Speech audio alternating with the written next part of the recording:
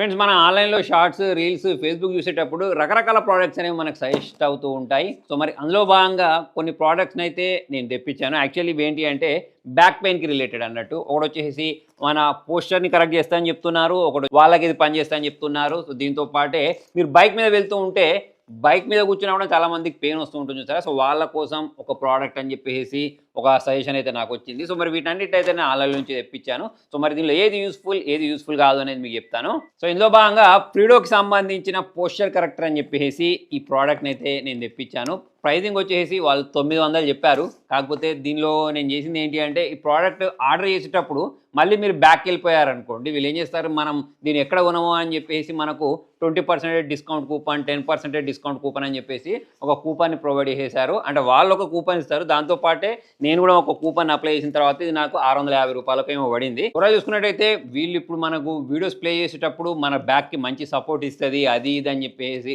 బాగానే చెప్తారు. కాకపోతే దీన్ని మనం ఎక్కువ టైం వేసుకొని కూర్చోలేము.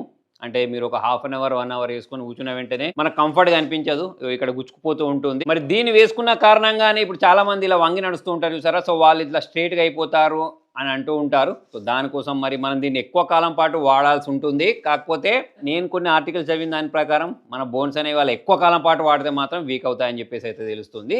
మీరు టెంపరీగా అంటే మీరు ఆఫీస్ చైర్లో కూర్చున్నప్పుడు ఎక్కువగా ల్యాప్టాప్ పైన కూర్చునేటప్పుడు ఒక హాఫ్ అన్ అవర్ 1 అవర్ వాడతారంటే మాత్రం దీన్ని యూజ్ చేయొచ్చు. కానీ దీన్ని యూజ్ చేసినంత మాత్రాన్ని మన పోస్చర్ కరెక్ట్ అవుద్ది అనుకుంటాం చూసారా. సో అదైతే మన భ్రమనే.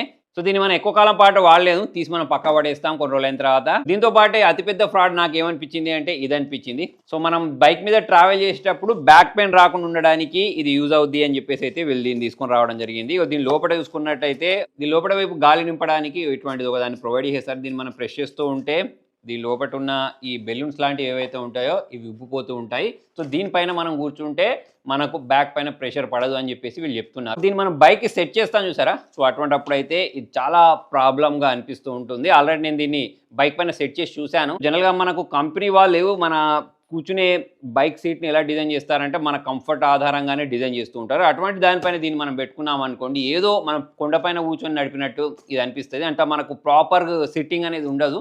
దీన్ని పెట్టుకొని కూర్చుంటే ఇంకా యాక్సిడెంట్ అయ్యే ఛాన్సెస్ ఎక్కువ ఉన్నాయని చెప్పేసి అయితే మనకు అనిపిస్తూ ఉంటుంది. ఎందుకంటే గ్రిప్ అనేది అంత ప్రాపర్గా ఉండదు, జారిపోతూ ఉంటుంది. దీని ప్రైజింగ్ గురించి మాట్లాడితే ఇది తక్కువ ఏమి ఉండదు, 2200 రూపాయలు ఉంటుంది. దాని బదులు మన సీట్కి బయట కుషన్స్ వేస్తూ ఉంటారు, దీన్ని సెట్ చేసుకోవడం బెస్ట్. కానీ ఇదైతే నాకు వేస్ట్ ఆఫ్ మనీ లాగా అనిపించింది. మరి ఈ ఐటమ్సే కాకుండా ఆన్లైన్లో సజెషన్లో వచ్చిన ఇంకొక 3 ఐటమ్స్ని కూడా నేను తెప్పించాను.